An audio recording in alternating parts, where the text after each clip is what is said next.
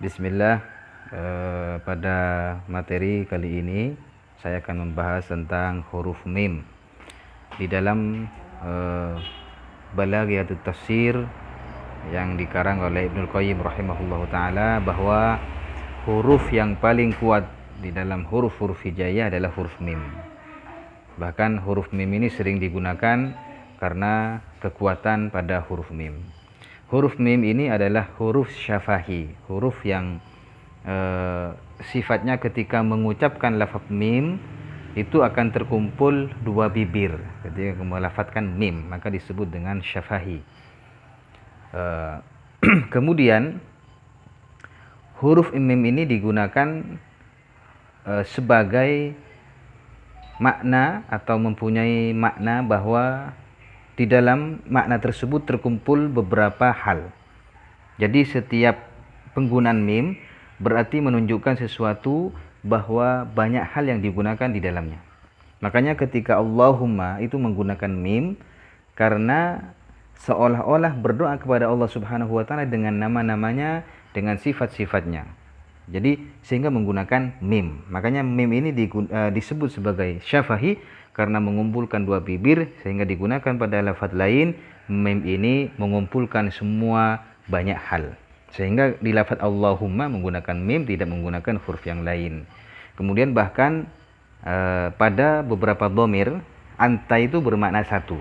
Untuk menjamak atau membanyakkan itu ditambah mim menjadi antum, atau huwa menjadi hum, atau yang lain ka menjadi kum, dan banyak dan seterusnya di dalam dhamir itu menggunakan mim apabila ingin memberikan makna banyak.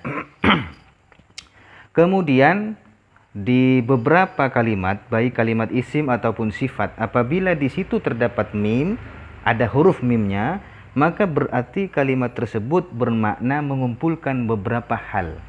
Banyak sekali contohnya, maka bisa diteliti di beberapa kamus. Apabila ada kalimat baik isim ataupun sifat yang ada huruf mimnya, maka menunjukkan bahwa hal itu mengumpulkan beberapa banyak hal, atau bermakna agung, atau bermakna bermanfaat, atau bermakna mulia, atau yang lainnya. Yang penting, yang jelas bahwa apabila ada huruf mim berarti mengumpulkan banyak hal. Contohnya dari kalimat sifat atau isim sifat seperti jamilun yang bermakna ganteng atau bermakna indah. Ini menunjukkan mengumpulkan beberapa banyak hal sehingga bermakna indah atau ganteng. Kemudian tamun bermakna sempurna. Jadi sempurna itu hasil daripada beberapa kumpulan-kumpulan sehingga bermakna sempurna. Bahkan nama buah ar-rumman disebutkan di kitab Balaghiyatul Quran. Ar-rumman ini kenapa disebut ar-rumman, ada mimnya? Karena di dalamnya terdapat banyak biji sehingga disebutlah nama ar-rumman. Atau hamun yang bermakna kesusahan atau kesedihan, itu karena ada beberapa hal terkumpul di dalamnya, permasalahan-permasalahan misalkan, sehingga adanya hamun, ada mimnya. Kemudian ilmun, ada mimnya, berarti mengumpulkan beberapa hal, mengetahui sesuatu sehingga menjadi ilmun. Atau azimun, azimun yang bermakna agung, itu berarti mengumpulkan sesuatu, sifat-sifat yang menempel pada siapapun atau kepada Allah Subhanahu wa taala sehingga menjadi azimun. Bahkan di dalam tasrif, isim alat semuanya itu pasti menggunakan mim. Kenapa? Karena mengumpulkan sesuatu sehingga menjadi alat, atau alat untuk menggunakan banyak hal, seperti itu. Seperti misalkan masjidun, pasti menggunakan mim karena di dalamnya ada banyak hal yang terkumpul di sana.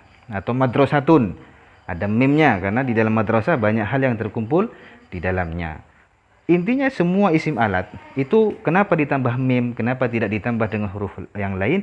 Karena memang mim punya potensi yang banyak, punya peran yang banyak, sehingga disebut dengan huruf yang paling kuat di dalam huruf hijaiyah.